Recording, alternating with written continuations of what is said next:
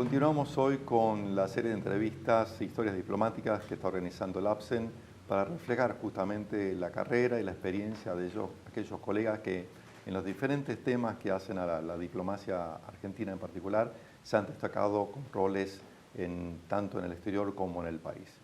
Hoy tengo el placer de hacer esa entrevista al embajador Alberto Dumont, quien en 1975 ingresó al Servicio Económico y Comercial Exterior de la Nación y luego en 1991 fue incorporado a Cancillería con el rango de ministro de Segunda. El embajador Dumont tuvo varios destinos en el exterior, comenzando como segundo secretario en la Embajada Argentina en Egipto. También fue consejero a cargo de las actividades y los temas del GATT en nuestra misión en Ginebra. Fue jefe de Departamento de Promoción de Comercio en la Embajada del Reino Unido y fue encargado de negocios en la Embajada Argentina en el Reino Unido. Fue director de Mercosur en Cancillería.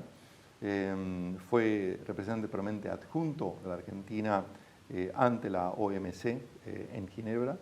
Fue secretario de Industria, Comercio y Pymes de la Nación. Representante permanente de Argentina en Ginebra ante todos los organismos internacionales. Y finalmente fue el representante permanente de Argentina ante el OASI, la Organización de Aviación Civil Internacional. Obviamente esta larga trayectoria es muy versátil, pero principalmente creo que el embajador de Dumont se ha especializado en temas que hacen a las negociaciones económicas internacionales y el comercio.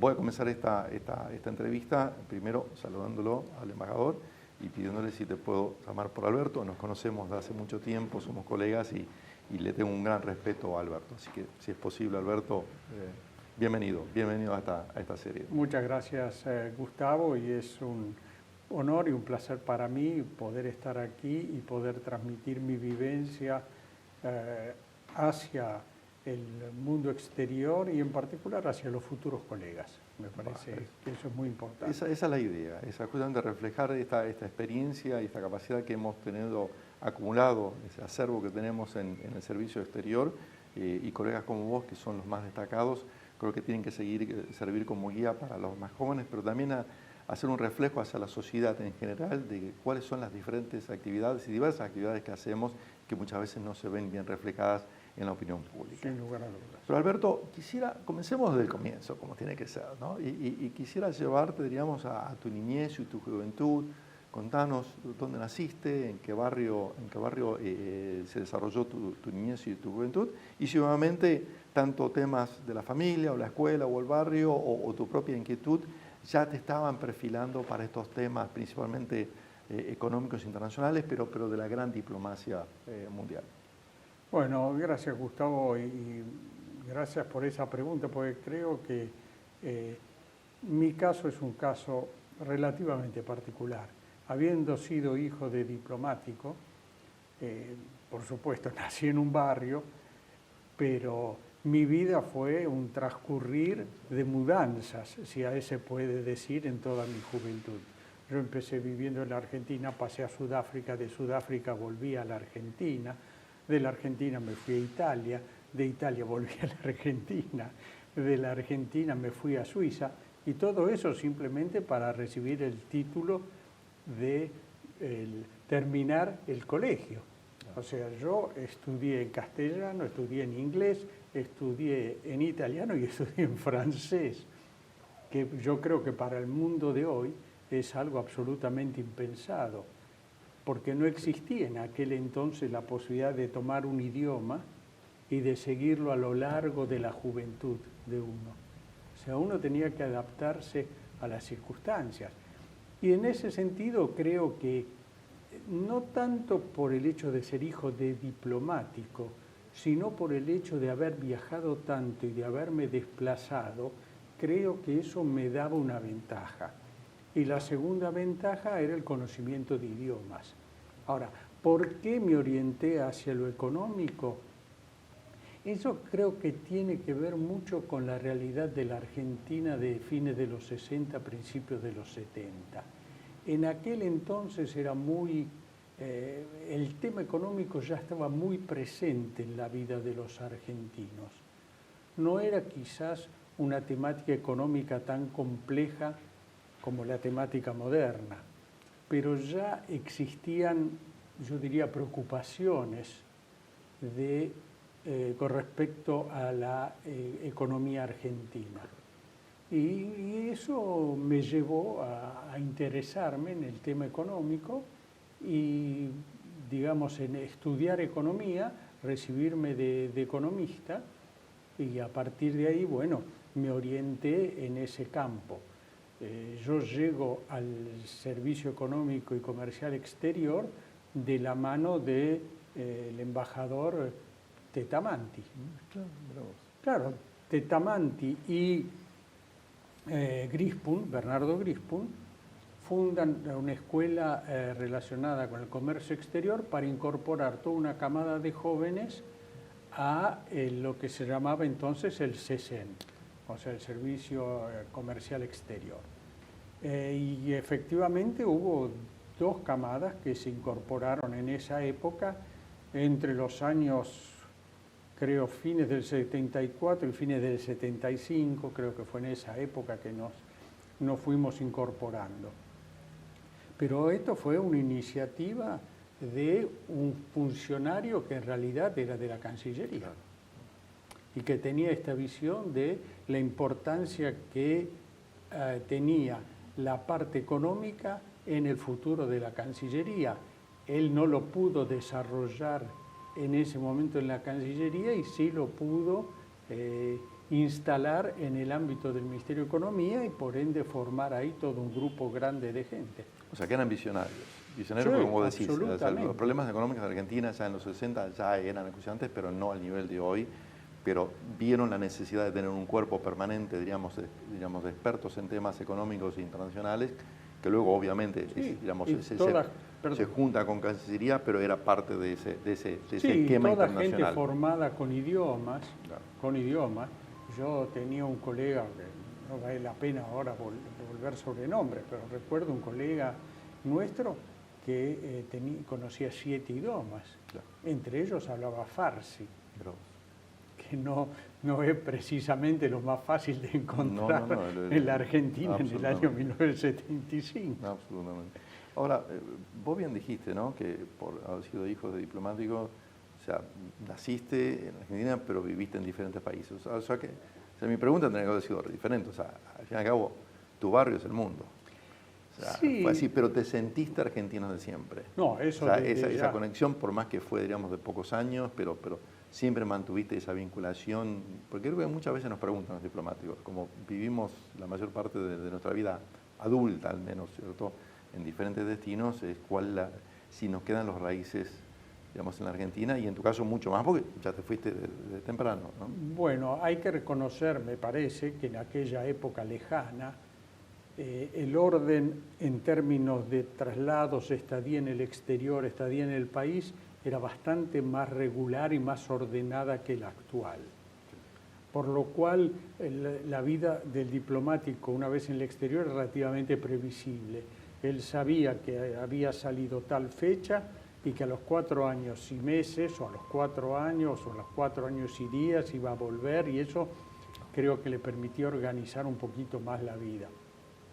Pero es cierto el detalle que, como yo decía, uno se siente más abierto ya de la juventud porque ha conocido diferentes, primero una vida de mucho movimiento, de traslados, y segundo, una vida donde uno enfrenta a otro tipo de culturas. Tal vez eso te ayudó, digamos, para enfrentar tu primer destino, que fue Egipto, que obviamente es un país diferente culturalmente, con una diferente historia que Argentina, pero vos tenías, ya, digamos, una experiencia personal anterior que te lo facilitó, ¿o igualmente fue difícil? No, sin lugar a dudas fue un shock. Fue un shock. Primero porque yo salí muy joven, como todo otro grupo, donde fuimos a abrir oficinas. Y eso no es fácil. No. Y no es fácil menos para que cuando es la primera experiencia que uno tiene, y la experiencia que estamos hablando fue el año 78. O sea, la comunicación que existía con la Argentina, en el mejor de los casos, era un fax. Que hoy le habla uno a un chico de que es un fax y no tiene la menor idea. O sea, la comunicación con la capital era muy escasa. Entonces era mucho trabajo a pulmón. Y lo segundo es que, digamos, la cultura árabe en un sentido amplio es una cultura bastante diferente a la nuestra, tanto desde el punto de vista de la formación como del pensamiento. Y en ese sentido, digamos, para mí, poder comprobar eso en mi primer destino fue utilísimo, fue realmente muy útil. Pero a su vez requirió un cierto acostumbramiento, un cierto esfuerzo para adaptarme a eso. Ahora, vos mencionaste justamente que fuiste para abrir una oficina. ¿Nos podés contar qué significa eso? Porque para la gente tal vez que no conoce, o sea, ¿para qué y cuáles son los desafíos? Digamos, bueno, nosotros en ese momento estábamos en economía y el gobierno había decidido abrir toda una serie de centros de promoción a través del mundo. A mí me tocó Egipto, hubo compañeros que fueron a, no sé, Costa de Marfil, por ejemplo, a Argelia, Corea del Sur, Irán, así algunos países que recuerdo. Y bueno, y eso significó instalar una oficina en el sentido formal de instalar una oficina, o sea, alquilar un espacio, contratar el personal, comprar los muebles, y eso era un trabajo que en aquella época no era tan fácil, porque no es hoy entrar en una casa a través del teléfono y decir quiero tanta, no. Era un trabajo, digamos, de todos los días. Durante un año tardé en abrir la oficina, un año exacto. Y luego la parte operativa, o sea, que justamente la función de esa oficina era para promover, digamos, los productos. Sí, claro, pero digamos, el grueso del esfuerzo fue armar. Una vez que la cosa, el edificio, la oficina estaba armada, ya era más fácil operar. Claro. En el entretiempo fue muy complicado. Sí.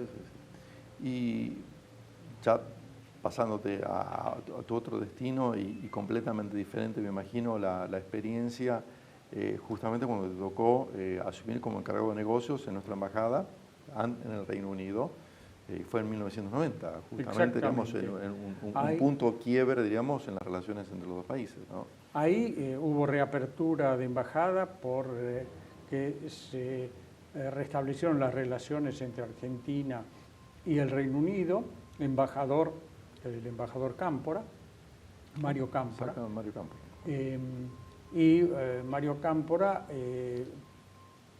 pidió que tanto mi mujer y yo, porque mi mujer también es diplomática o era diplomática, aclaremos, ya que tengo este breve espacio, de decir, mi mujer fue la primera mujer diplomática argentina que pisó África como destino y fue voluntaria, no fue designada. Es bueno destacar eso. Y entonces, tanto mi mujer y yo fuimos a Londres.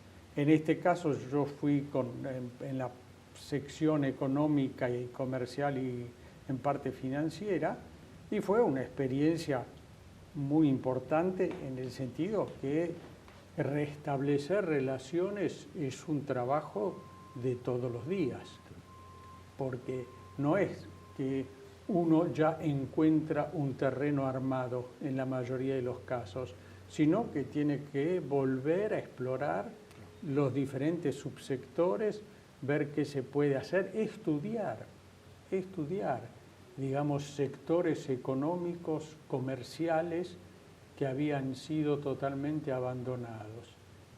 Por citar un ejemplo útil. Nosotros, en un momento dado, mi oficina hace un estudio de mercado sobre las autopartes en el Reino Unido. Como a los 2 o 3 meses, me cae imprevistamente un autopartista. Llega a mi oficina y le digo, mire, qué suerte que usted vino y qué sé yo, este estudio está disponible en la Argentina, en la Cancillería, pero mire, se lo entrego. Entonces el señor Muchas gracias. Qué sé yo. Bueno, el día siguiente me llama. Me dice, mire, si usted me hubiese entregado esto hace 3 meses, yo no viajaba. No. Claro. No. Entonces, yo creo que es Claro. una demostración práctica Sí. de esas pequeñas cosas que uno realiza, no digo automáticamente, pero digamos a partir del conocimiento que uno tiene de qué es lo que la Argentina exporta, dónde puede ser competitiva, etcétera, y que pone a disposición del sector privado Seguro. a costo cero y que lo ayuda al sector privado a tomar luego decisiones más profundas. Y tengo entendido que justamente luego de la apertura o el establecimiento de las relaciones y principalmente en temas comerciales, el intercambio comercial entre Argentina y Reino Unido incrementó muchísimo los años subsiguientes y justamente fue por la tarea de ustedes y otros colegas, ¿no? Sí, así fue. Hicimos un golazo, para utilizar un término futbolístico, en términos de vinos, por ejemplo. Claro. Mendoza, sobre todo Mendoza en aquella época. Vinieron los bodegueros muchas veces, participamos en grandes exposiciones, se hizo toda una campaña. Y también creo que carne vacuna y también miramos otros. Sí, carne no era tan difícil, digamos.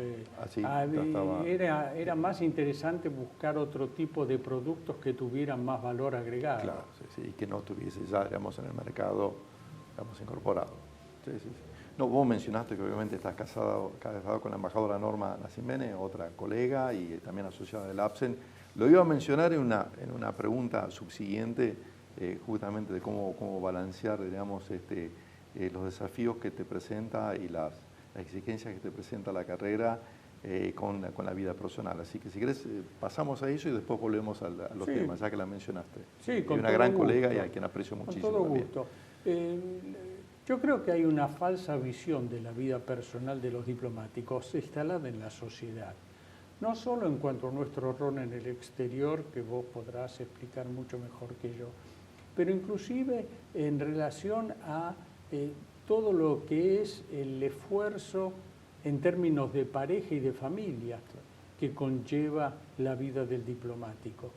Sobre todo a partir de un mundo totalmente globalizado como ha sido a partir de los fines del siglo XX, donde los desplazamientos son continuos y donde uno puede recalar en cualquier destino. Y el recalar en cualquier destino implica desplazar la familia, implica llevar a los hijos consigo, por supuesto, instalarlos en ambientes que no son forzosamente ni similares a lo que esos chicos han tenido antes, tener por ahí patrones de educación que no son exactamente los mismos, y eso conlleva en muchos casos un costo relativamente importante. La adaptación no es forzosamente fácil. No, para nada. Y me imagino que en el caso de ustedes, siendo los dos colegas diplomáticos, también eso habrá complicado, diríamos, el desarrollo de la carrera, porque no es fácil. Y en esa época me imagino que ser destinados los dos en el mismo lugar, creo que habían, no decisiones, pero políticas que iban, digamos, no favorecían eso. Hoy en día ha cambiado muchísimo, pero me imagino que ustedes habrán sido pioneros en ese sentido, ¿no? Pioneros en ese sentido, absolutamente, y efectivamente muy difícil de congeniar destinos.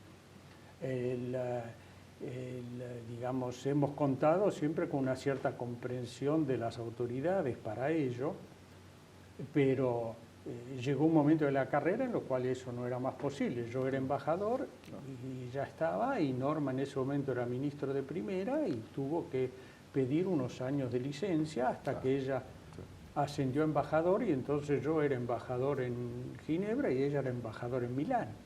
O sea, estuvimos 2 años separados. O sea, digamos, aún llegando a esa etapa donde uno dice, bueno, he llegado a la cúspide, digamos. Aún así tiene un costo. Tiene su costo, absolutamente. Y creo que fueron los primeros, ¿no? ¿Matrimonio? Sí, el primer matrimonio en llegar ambos embajadores. Los dos embajadores, bueno, felicitaciones, la verdad que esperemos que muchos más lleguen. Pero entonces, vuelvo ahora entonces más a tu experiencia profesional, y me interesaría muchísimo que nos cuentes a los asociados y a los que nos están viendo, justamente cuál fue, digamos, tu tu participación y tu experiencia cuando estuviste a cargo, diríamos, de la presentación ante la OMC, la Organización Mundial del Comercio, y justamente en esa época todas las rondas comerciales de ese periodo, que fueron, creo, fue, digamos, el punto máximo, diríamos, de la OMC, digamos, en la dinámica. Luego, por cuestiones políticas, digamos, se estancó un poquitito, pero bueno, tu gran experiencia en esos temas, y nos podrías compartir con nosotros. Yo tuve dos etapas, digamos, la etapa de la antigua OMC, que originalmente se llamaba GATT, que era la OMC en formación, y después la OMC como tal, después de 1994, y organización que, digamos, tuvo su época de oro entre el 94 y el 2008, 2009. Ahora ya la situación es bastante distinta. Pero como experiencia, yo diría que el haber podido estar en el GATT es lo que me dio la posibilidad después de seguir manejando el tema multilateral. Yo desembarco como director Mercosur en el fondo porque yo tenía una larga experiencia de negociar, años negociando.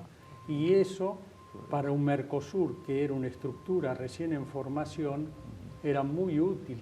Pero eso no fue una cosa que uno dice, bueno, en la Argentina hicieron eso. No, cuando yo me sentaba con mis contrapartes, el brasileño había estado conmigo en Ginebra y el paraguayo había estado conmigo en Ginebra y el uruguayo había estado conmigo en Ginebra. O sea, todos los que teníamos una experiencia de haber negociado multilateral, como el Mercosur era un proyecto importante, todos terminamos en algún momento en ese ámbito y volvimos a coincidir. Sí, como así, no es coincidencia, sino justamente la necesidad de tener los colegas con la experiencia acorde al tema que uno está negociando. Sí, y aparte de eso lo que quiero, digamos, resaltar es el punto que uno puede, digamos, asumir o tener una experiencia multilateral que a su vez le puede después servir en un tema que no es exactamente el mismo,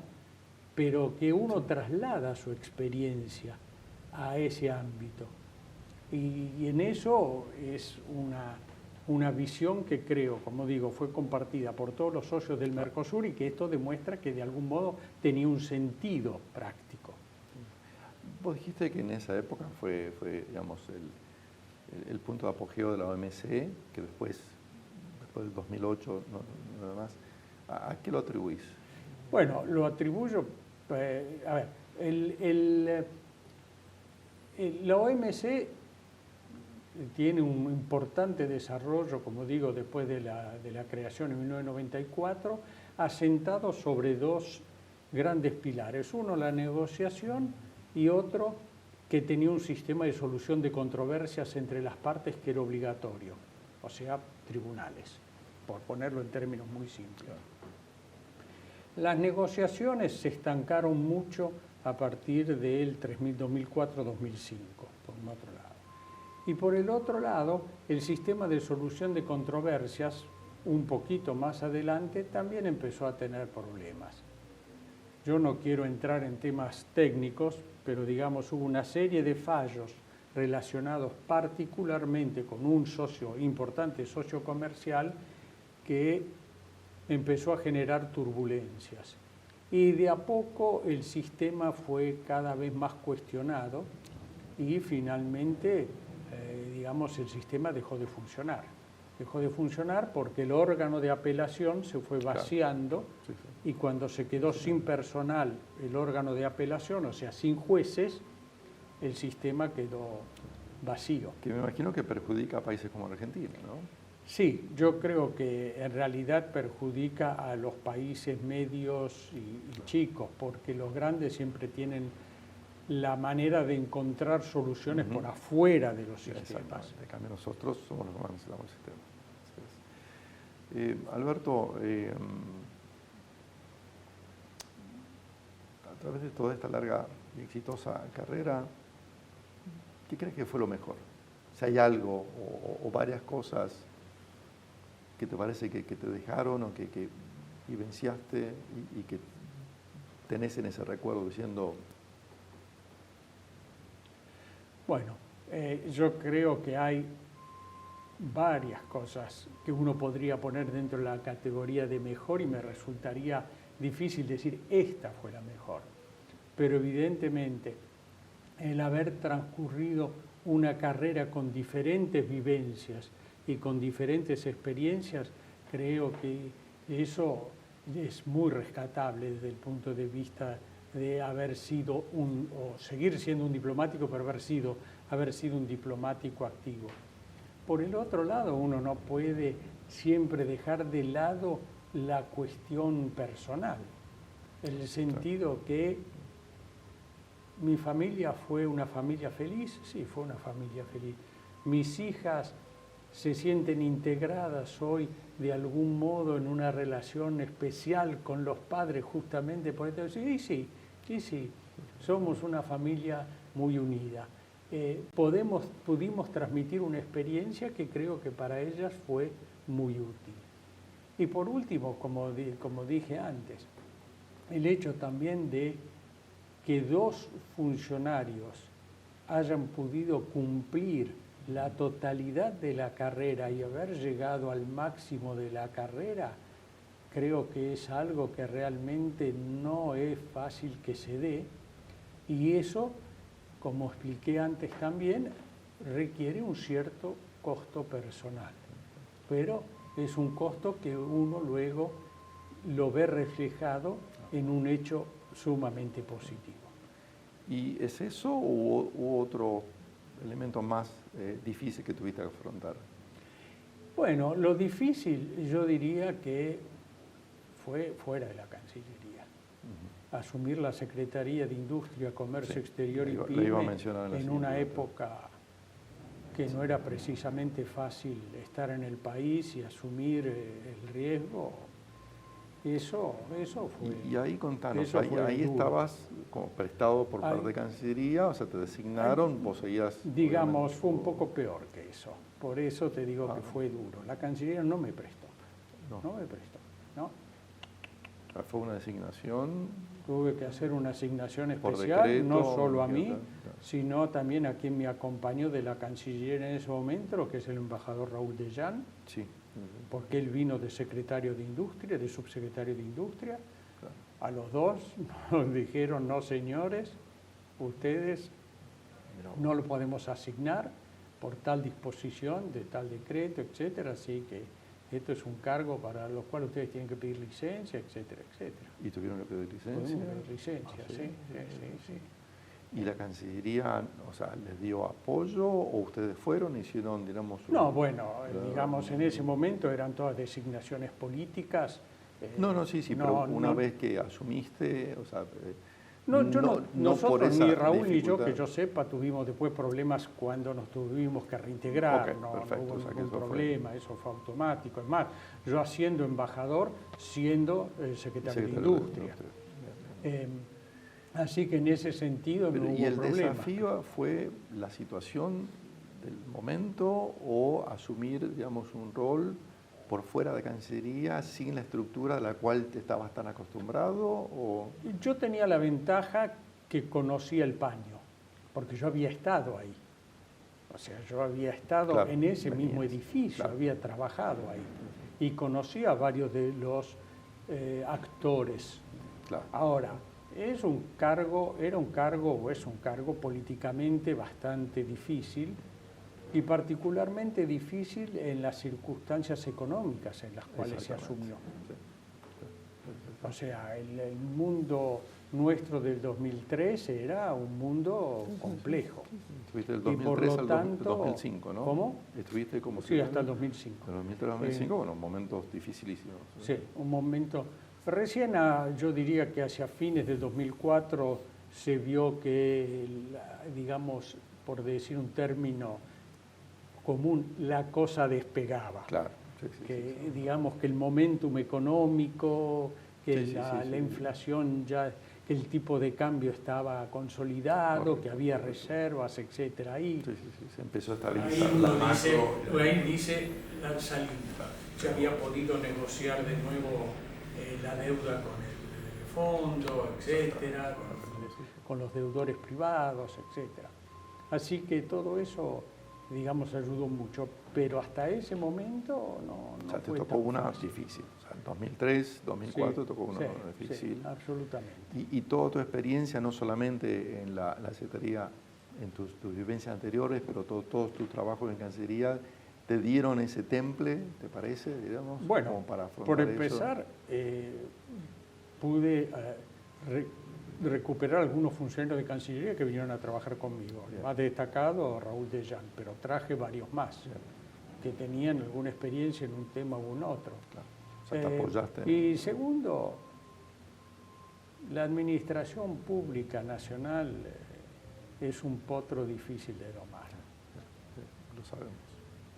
Virtudes escasas y Sí. Somos parte de eso. dificultades varias, Exacto. con lo cual uno necesita cuidarse mucho. Sí, me imagino. Pero en términos genéricos siempre decimos que ser diplomático es estar al servicio de la patria y obviamente vos lo hiciste en diferentes funciones, ¿cierto? Pero también implica siempre, muchas veces, estar en lugares, en situaciones complejas, como te tocó a vos u otros colegas, en situaciones, digamos, en situaciones de guerra, en situaciones, digamos, con desastres humanitarias, ecológicas, etc. Muchas veces inesperadas. ¿Cómo ves, digamos, que los diplomáticos conviven en el desarrollo de la carrera justamente frente a esas adversidades? ¿Crees que están bien preparados o la experiencia te demuestra que uno va aprendiendo a medida que va enfrentando estos desafíos? Yo creo que eso depende mucho de la formación que uno ha tenido, de las situaciones individuales que ha vivido. Ahora, y del carácter de uno mismo. Yo creo que hay funcionarios muy predispuestos, por ejemplo, para enfrentar destinos que uno calificaría de complejos, y hay funcionarios que tienen más bien una virtud o una capacidad de estar en ambientes más calmos, más de largo plazo. Y yo creo que ahí hay dos cuestiones que ahí me gustaría mencionar.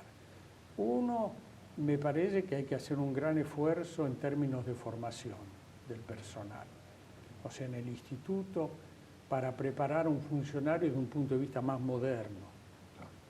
Y segundo, que me parece que debería haber justamente una selección en términos de destino en función de todos estos perfiles, y no tanto de decir este cumplió y estaba en tal área, entonces lo mandamos a tal lado.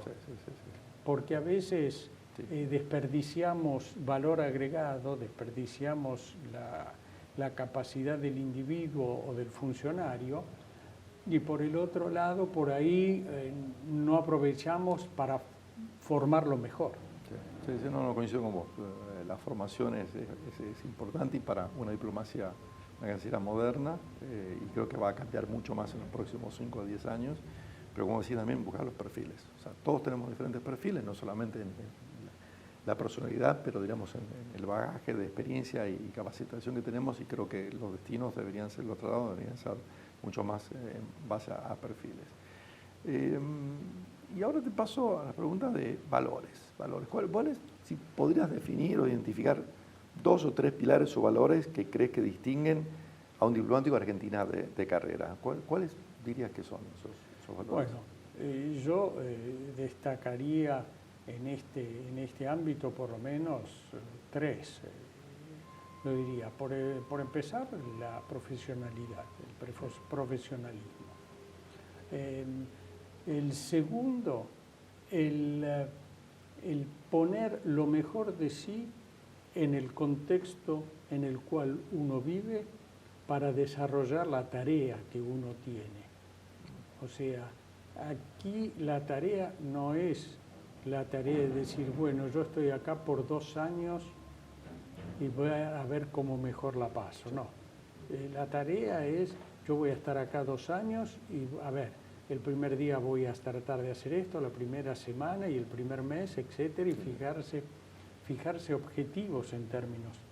Y la tercera cuestión, que es un tema que me preocupa profundamente, y que creo que es algo que se ha instalado lamentablemente en la Cancillería, yo te diría en los últimos 10 años, Gustavo, es la temática del respeto hacia el colega, aunque se manejen criterios políticos diferentes.